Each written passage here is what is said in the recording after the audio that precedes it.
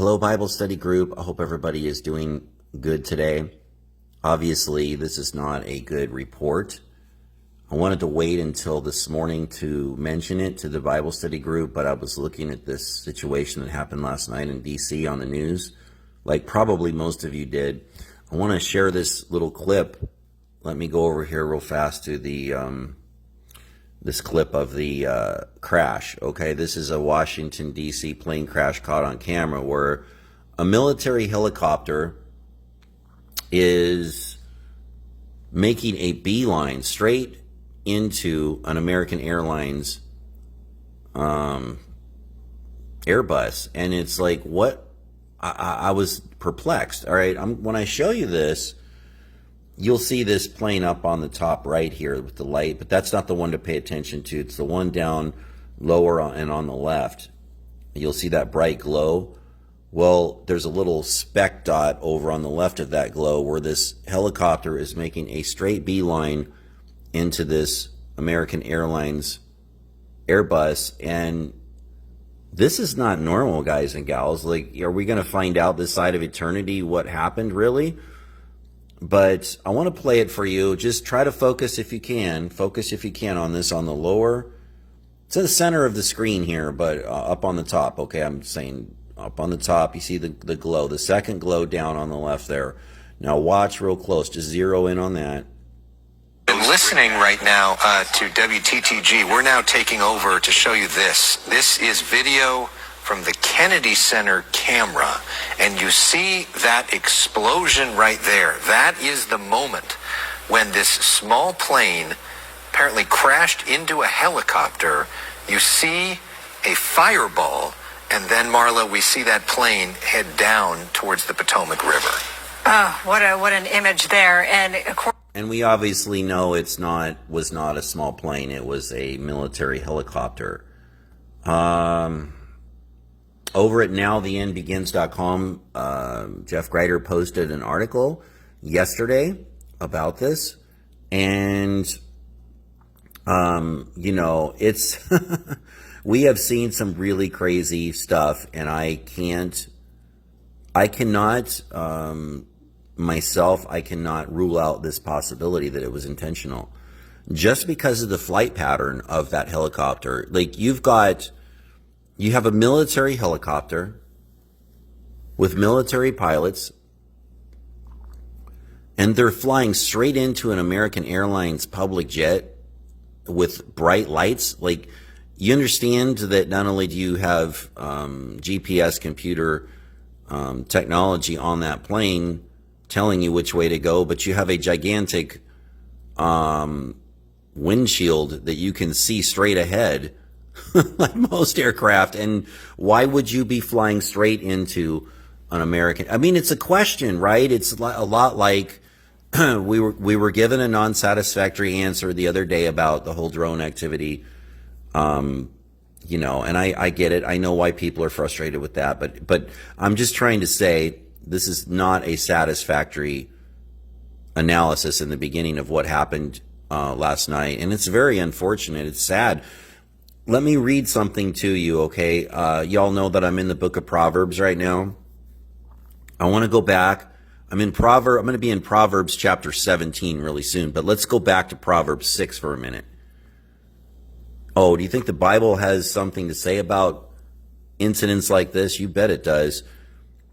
In verse 16 of Proverbs chapter 6, it says, "These 6 things doeth the Lord hate. Yea, 7 are an abomination unto him. A proud look, a lying tongue, and hands that shed innocent blood." Verse 18, pay close attention to this. "An heart that deviseth wicked imaginations, feet that be swift in running to mischief, a false witness that speaketh lies, and he that soweth discord among the brethren." So, verse 18 jumps out at me. A heart that deviseth wicked imaginations. So guess what? That's not a conspiracy theory, that there is actually people in the world. The Bible tells us there are people with hearts that deviseth wicked imaginations. So I don't need mainstream media. I don't need someone to tell me that I'm a conspiracy theorist because I'm seeing this helicopter make a straight line into that American Airlines Airbus. And it's like, I think Trump has stopped short of saying intentional, but some of us look at the Bible and we read that an abomination to God is a heart that deviseth wicked imaginations. Now, what's fascinating to me is if this was intentional, who is it in that helicopter that would be willing to give up their lives for their wicked imaginations? It's pretty fascinating when you start thinking about that. I will share the article from nowtheendbegins.com in the comments below, okay? So y'all can go over there and this was written last night, but, you know, I mean, there's a lot of activity going on in comments, so you might want to check that out. Trump criticizes helicopter crew. I'm just going to read a snippet of the article. I will also post this source from Newsmax. He criticizes the helicopter crew control tower after deadly crash.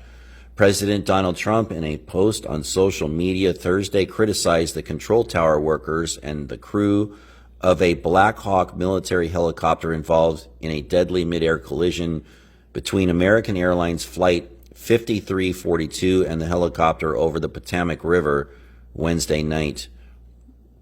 The airplane was on a, here's what Trump says on True Social. Now watch. Like, he's telling it like it is, okay? But like, he's stopping short of intentional. But some of us, especially in the Christian community who are, I don't want to call us woke. We're woke to what's happening in the world through the scriptures. If you want to look at it like that, we're not DEI woke, but we're definitely awake. This is what Trump says. The airplane was on a perfect and routine line of approach to the airport, Trump posted on True Social. The helicopter was going straight at the airplane for an extended period of time. It is a clear night. The lights on the plane were blazing. Why didn't the helicopter go up or down or turn? Why didn't the control tower tell the helicopter what to do instead of asking if they saw the plane? And he concludes in quotations, "This is a bad situation that looks like it should have been prevented." And Trump added, "Not good," with 3 exclamation marks, okay? I'm going to put that source in there for you. So is this a, is this one of those, like one of those ships that, where the, I'm sorry, what you call it? You know, it was one of those cargo ships that slammed into the Baltimore Bridge. You know, you all remember that, and how that movie that Barack Obama directed with his wife and some other directors, Leave the World Behind. Well, that ship that came up in the movie was commandeered. It was taken over. And so this is speculative at our point because we obviously can't prove it, but we do know this for sure, 100%, is that there is technology in the world to commandeer the navigation controls on an aircraft or a ship. And can it be like remote control driven? I don't know. I would assume that that is a possibility, which would definitely answer the question about why this military crew would give up their lives to fly into an airplane.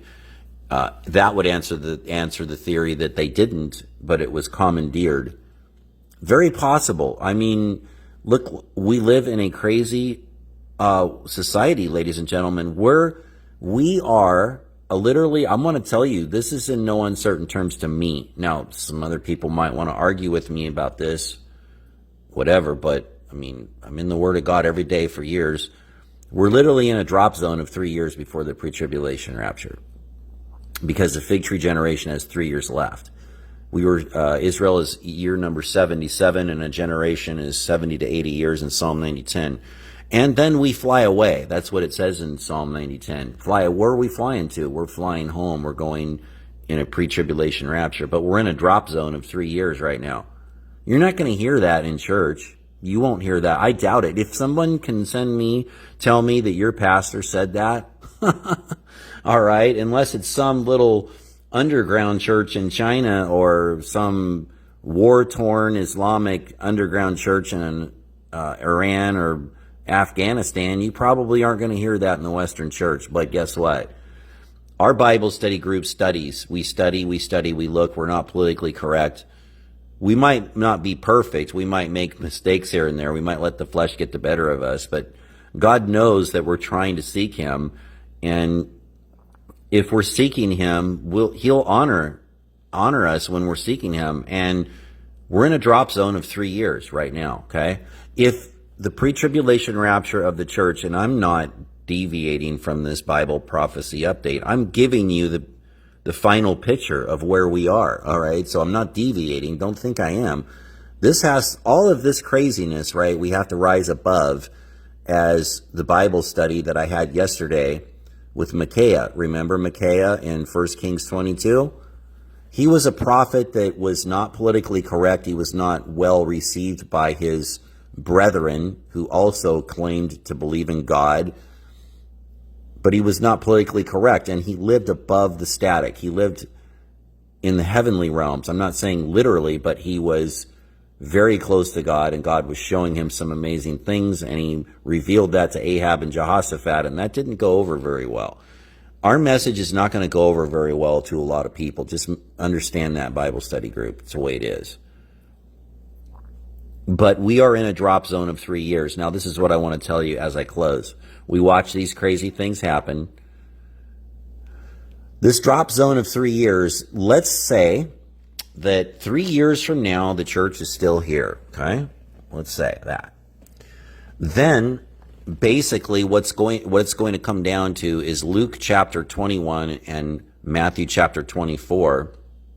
The Lord will be under his own, he says he places his word higher than his own name, okay? His word, where is his word? His word is in the Bible. He places that under as a higher than his own. That's incredible, okay? So what am I telling you? I'm saying that if the pre-tribulation rapture of the church doesn't happen within 3 years, this drop zone of 80 years from Psalm 90:10, then the Lord is he's under some obligation to make that happen.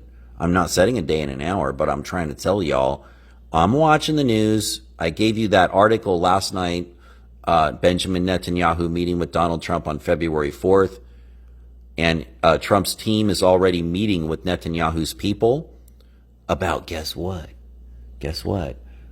A deal that's going to bring peace and safety, peace and prosperity, peace and security. When they cry, peace and safety. Remember? I think it's 1 Thessalonians 5. Then sudden destruction. That's where we are. Are y'all getting excited yet, church? You should be. I hope so. Because this is unprecedented in the church age. For 2,000 years, the church has been waiting for this moment. And God has chosen us to be alive in this time. This is incredible. It's really incredible. It is surreal to me, surreal.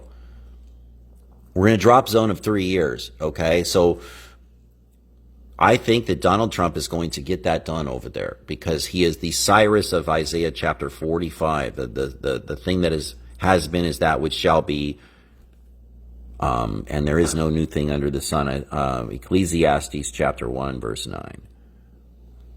All right. Do I want to give you always the bad all the time? No. I want to make sure that I leave you with hope and something good. And the good thing is, the blessed hope is the pre-tribulation rapture of the church. And we could very possibly see a third temple the construction could start. I'm not ruling this out. I don't know. Could start this year. Maybe. Goodness. All right. God bless all of you. I'm sending you on your merry way. Thanks for joining me. Share this Bible prophecy update if you have an opportunity to do so. I'll share the sources in the description below. God bless you today. I love you, Bible study group, and see you next time, Lord willing.